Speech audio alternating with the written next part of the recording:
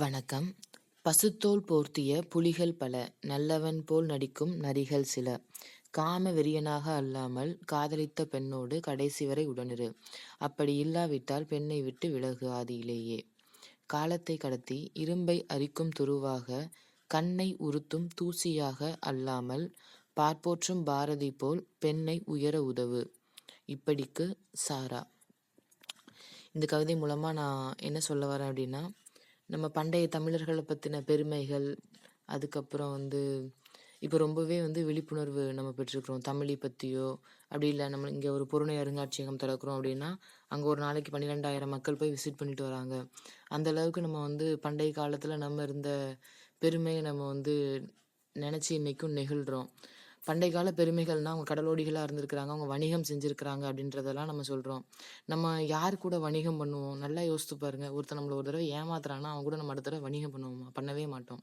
அப்போ நம்ம விழுமியத்தில் ரொம்ப உச்சி கும்பல் இருந்திருக்கோம். அதனால் மட்டுமே நம்மளால் இந்த உலகத்தையே வணிகத்தின் மூலமாக ஆள முடிந்திருக்கிறது. பல 1000 வருடங்களுக்கு முன்பு அப்படின்னே சொல்லலாம். எகிப்துலேயும், நீங்கள் கஜகஸ்தான்லேயும், நீங்கள் வியட்நாம்லேயும் இன்னைக்கு நம்மளோட விழுமியங்கள் சிதறி கிடக்குது அப்படின்னா ஆர்கியாலஜி மூலமாக அதெல்லாம் தெரிய வருது. அப்படின்ற பட்சத்தில் நம்ம ரொம்ப பெருமைப்படுறோம், எல்லாமே படுறோம்.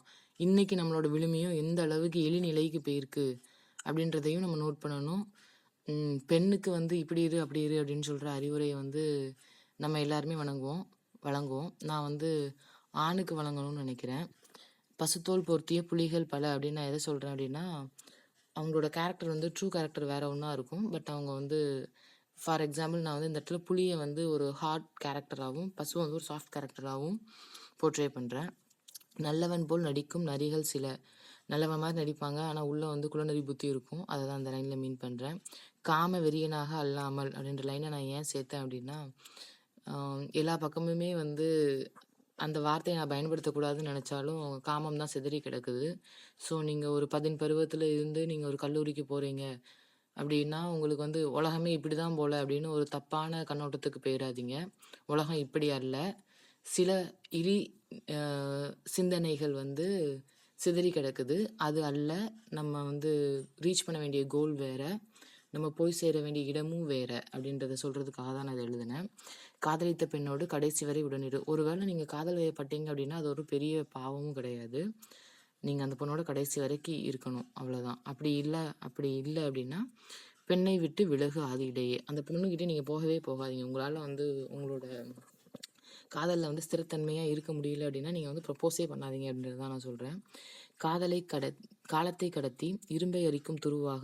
ஏன் அப்படி சொல்கிறேன் அப்படின்னா, உங்களால் லாஸ்ட் வரைக்கும் உங்களால் கமிட்மெண்ட் கொடுக்க முடியலை அப்படின்னா, நீங்கள் அந்த பொண்ணோட வாழ்க்கையில் எப்படி இருப்பீங்க அப்படின்னா, அந்த பொண்ணு எவ்வளோ ஸ்ட்ராங்காக இருந்தாலும், அதாவது இரும்பை தான் நம்ம ஸ்ட்ரென்த்துக்காக சொல்லுவோம்.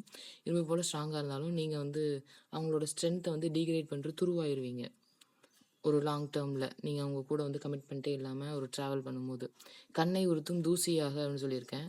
ஸோ நான் இதில் என்ன மீன் பண்ணுறேன் அப்படின்னா, கண்ணை தூசி உறுத்திக்கிட்டே இருக்கும். நம்மளால் வேறு எந்த வேலையுமே பார்க்க முடியாது. அந்த மாதிரி ஆகிடும். நீங்கள் கமிட்மெண்ட் கொடுக்காம நீங்கள் உங்களோட ப்ளஷருக்காக ஒரு பொண்ணோட லைஃப்பை நீங்கள் ஷார்ட் டேர்மாக ப்ளே பண்ணீங்க அப்படின்னா, அப்படிலாம் இருக்காதீங்க. நீங்கள் எப்படி இருக்கணும்னு நான் நினைக்கிறேன் அப்படின்னா, பார்ப்போற்றும் பாரதி போல் பெண்ணை உயர உதவு.